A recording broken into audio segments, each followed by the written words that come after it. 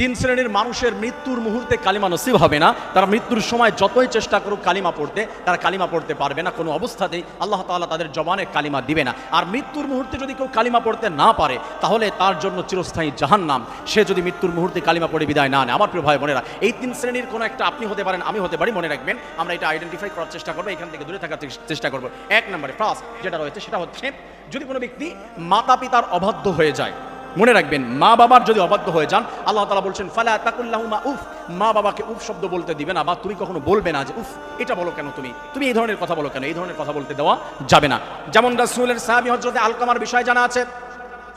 রাসূলের সাহাবী জান্নাতি হওয়ার কথা, রাসূলকে দেখে ঈমান নিয়ে যারা মৃত্যুবরণ করেছে তারা জান্নাতি হয়ে যাবে।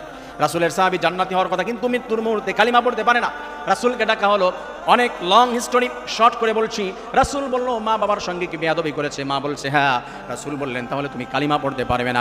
ওই সাহাবী কালিমা পড়তে পারে নাই। মুমূর্ষু অবস্থায় এত চেষ্টা করা হলো, সাহাবায়ে কেরামগণ কালিমা তালকিন দেয়, কিন্তু কালিমা পড়তে পারে না। যখন তার মা মাফ করে দিয়েছে হযরতে আলকামা আল্লাহ তাআলার নামে, তখন কালিমা শুরু করে দিয়েছে। সুবহানাল্লাহ।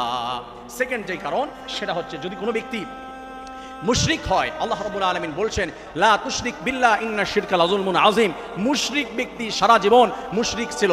আমরা জানি সে হচ্ছে মুসলিম, কিন্তু সে ছিল মুনাফিক, সে ছিল মুশরিক। এই ব্যক্তি মৃত্যুর সময় যতই চাইবে কালিমা পড়তে, সে কিন্তু কালিমা পড়তে পারবে না। যেমনটি আল্লাহ তাআলা কোরআনের ভিতরে বলছেন যে ওয়ালাইসাতিত তাওবাতু লিল্লাযিনা ইয়ামালুনা সাইয়্যাত হাত্তা ইযা হাদারা আহাদাহুমুল মাউতু ক্বালা ইন্নী তুবতুল আন ওয়ালাল্লাযিনা ইয়ামুতুনা হুম কুফার। যারা কাফের মুশরিক, এরা কালিমা পড়তে পারবে না। মুসলিমদের মধ্য থেকে মুনাফিক, কিন্তু অন্তর অন্তরে এইগুলা বিশ্বাস করে না। তারা যতই চেষ্টা করুক, চালাকি করে। অনেকে বলে যে এখন আমরা অপরাধ করছি, মৃত্যুর মুহূর্তে এসে কালিমা পড়ে খালেস মুসলিম হয়ে তারপরে দুনিয়া থেকে বিদায় নিব। তার থেকে হচ্ছে আর নির্বোধ এই পৃথিবীর মধ্যে আর কেউ হতে পারে না। যেমন করে নমরুদ পারে নাই, যেমন করে পারে নাই হচ্ছে ফিরআউন, আপনিও তেমন করে মৃত্যুর মুহূর্তে কালিমা পড়তে পারবেন না। আল্লাহ তাআলা তাদের কপালে কালিমা রাখবেন না। থার্ড অ্যান্ড লাস্ট, এই তিন নম্বরে যাদের কথা বলা হয়েছে তারা হচ্ছে জালিম যারা সমাজের মধ্যে। আল্লাহ বলছেন আল্লাহু লা ইয়াহদিল কওমাজ জালিমিন। রব্বুল আলামিন জালিমদেরকে কখনো হিদায়াত দান করে না।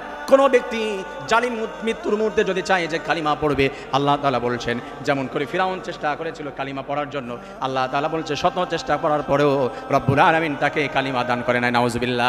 আপনি যদি মানুষের প্রতি জুলুম করেন, মানুষকে ঠকান, কষ্ট দেন, মানুষকে পদে বসিয়ে দেন, রব্বুল আলামিন বলছে আপনি একজন জালিম। তার কাছ থেকে ক্ষমা নেওয়া আগ পর্যন্ত আল্লাহ তাআলা আপনাকে ক্ষমা করবে না। আর মৃত্যুর মুহূর্তে আপনি যতই চাইবেন কালিমা পড়তে পারবেন না। এই অবস্থায় যদি মৃত্যু আপনার হয়ে যায়, মনে রাখবেন আপনি চিরস্থায়ী জাহান্নামী হয়ে যাবেন। নাউজুবিল্লাহ। আল্লাহ তাআলা আমাদের বিষয়গুলি বুঝে সঠিকভাবে সবাইকে খালেস আমল করে, খালেস নিয়ত ঠিক রেখে আমল করে জান্নাত হাসিল করা তৌফিক দান করুন। আমিন।